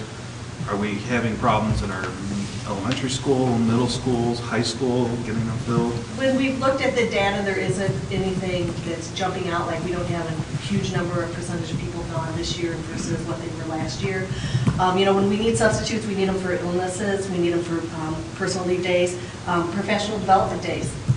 I know that they recently were doing the elementary math professional development days, and sometimes people were called back to their buildings because they couldn't find people to sell for them, so they weren't able to participate in that. Data teams as well. Can I guarantee that raising that will increase? I can't guarantee that. Just talking with a few people that do sub that have said, if they're called by, let's say, Indian Creek in DeKalb, they'll go to Indian Creek because they said, number one, the pay is higher, and number two, the class sizes are smaller. So. Have we checked, like with Sycamore or some of the other kids to see what their percentages are for absences? We did call Sycamore. Their percentages are not as high as ours. We did check with their HR department. I guess it was right before winter break is when we contacted them and asked them. Their percentages are not as high as ours for absentees. But they also don't have the same number of staff as we do. When was the last time we raised it? We actually decreased it. Like 3 or 4 years ago, I believe. It was 100, and we decreased it down to 85. Okay. So. Do you have an idea of the financial impact by doing this? Just, I know we're going to save on the teacher, whole analysis. Andrea, is there, I mean. Yeah, I don't have that with me. It should be cheaper. Yes. Yeah, based off what you're saying. I know I'm signing a lot of timesheets from teachers giving up their planning periods to cover classes. And in the long run, we're paying more per day for that, classes to be filled that way. And that's really hard, especially within the elementary setting. You know, in high school it might be a little easier just because so many units, you have new kids coming in, but in the elementary setting, you're rotating people into an elementary classroom.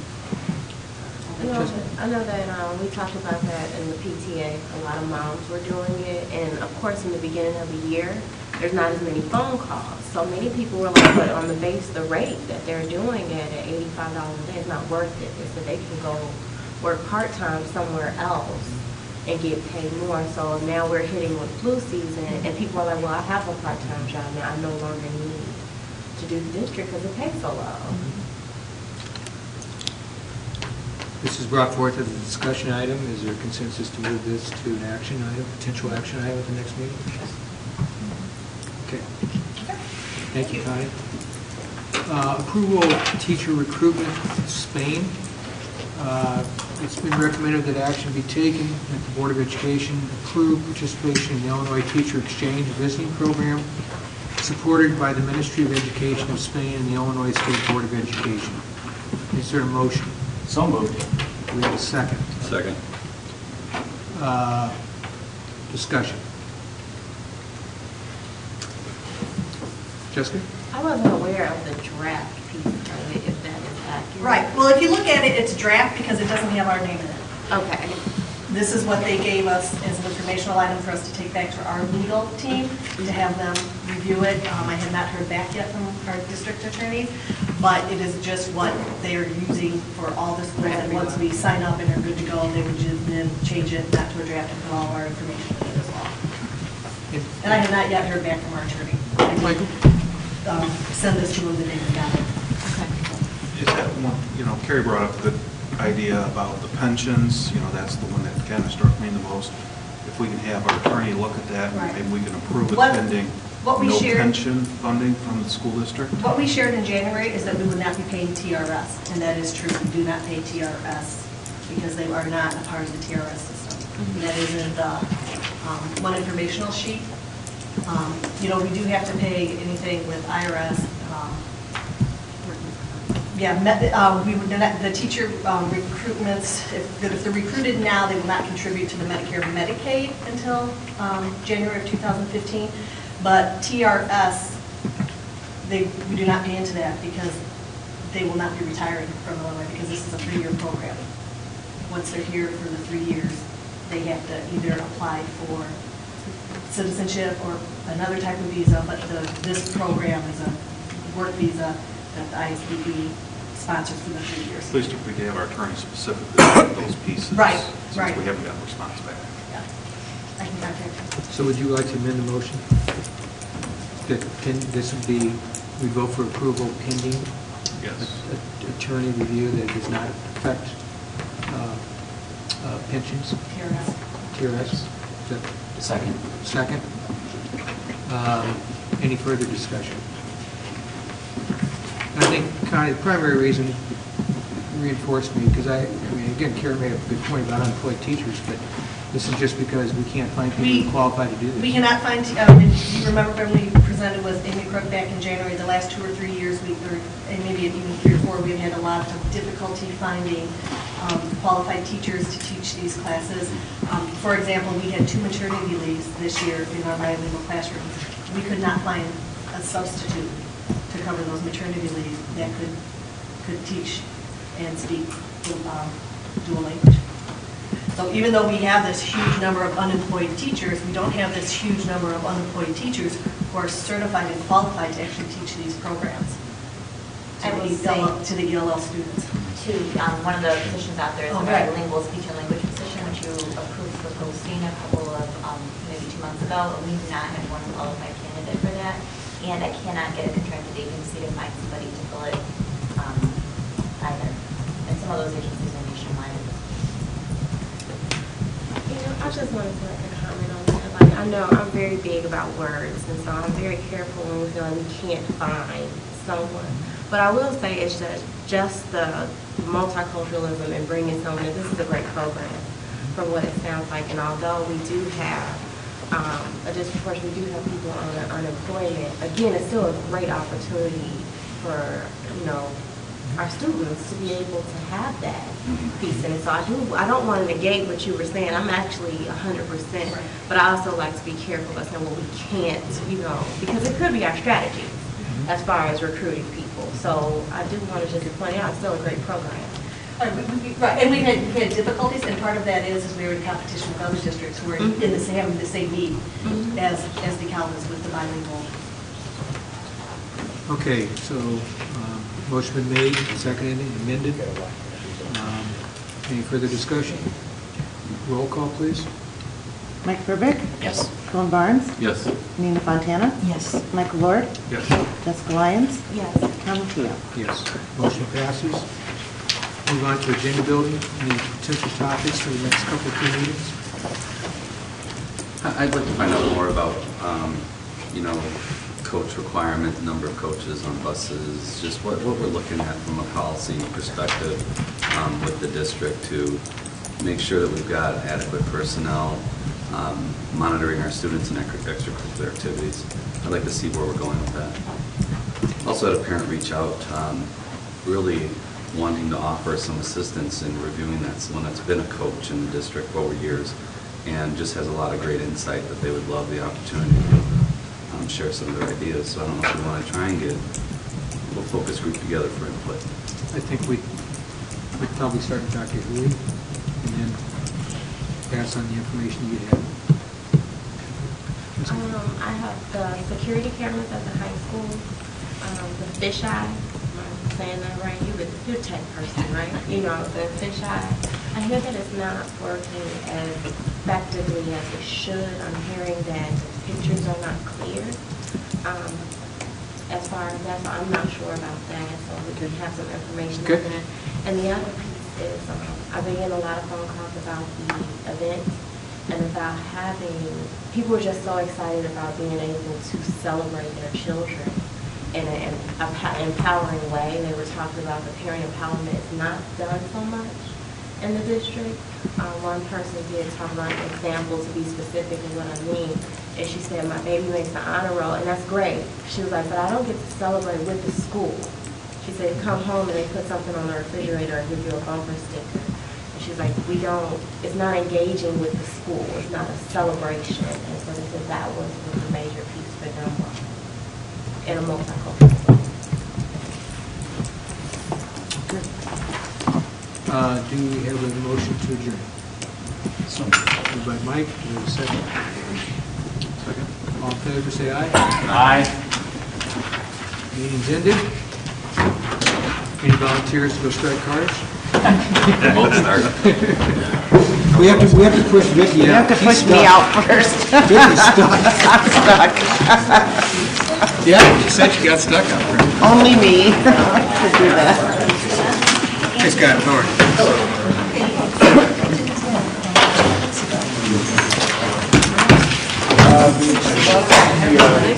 I don't have a ticket. Yeah, I can. Bring it up. Could you work with Brenda?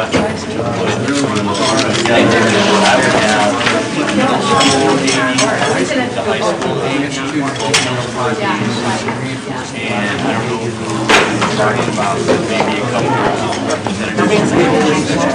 Oh, absolutely. Okay, and was there, Well, I mentioned he's over here. I mentioned I've seen him around the community. I've seen him around the community. I want to applaud Dr. Healy. Just start maybe Brenda or Ryan or something.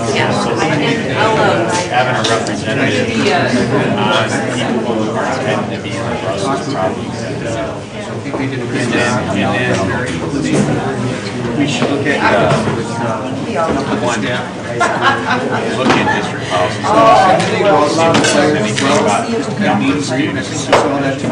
then go from there. We're going to work current practice. First, we have policy, then we have current practice. I bet you practice on those district. Oh, yeah. No, I agree. I just went down to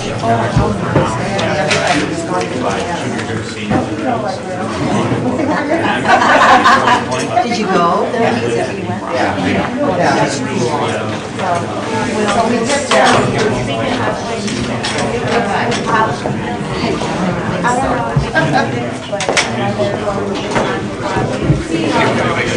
You want to try to you're okay.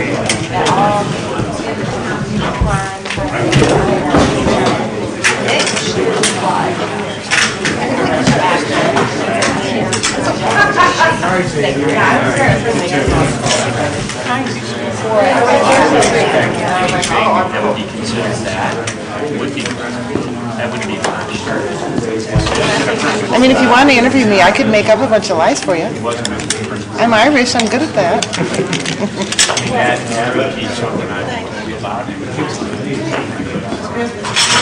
I hear what you're saying. I appreciate the sentiment.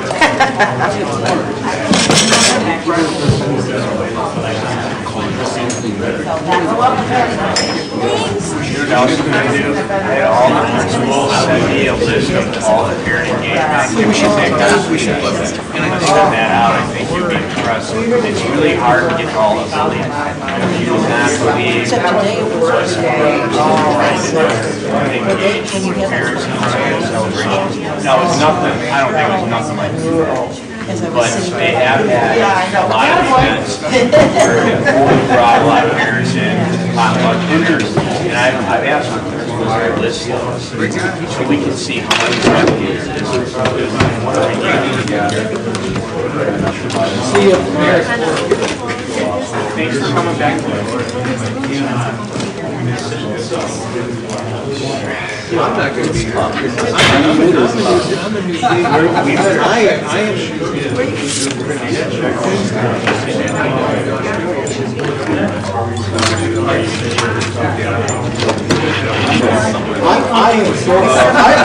I'll take you going. We're not going to be able to get a hold of me. I cannot be contacted. You want me to run in the previous one about these guys? So we'll shut it. I'm tears the entire night. I'm like, I was shaking the whole night. I was I'm like, I need something to calm my nerves. And so when I went home, he hugged me. He was like, it was great event. I just started bawling. He was like, what's wrong? I gotta let it out. Because he's so much. Oh, I gotta stop it.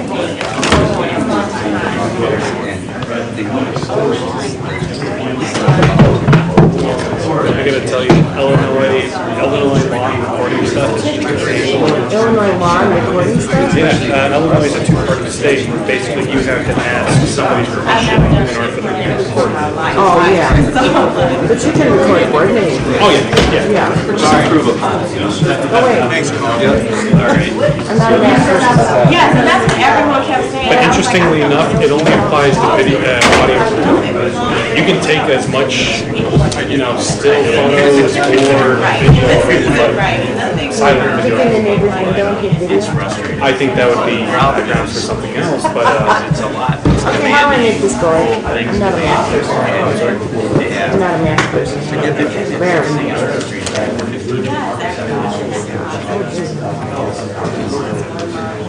It's almost.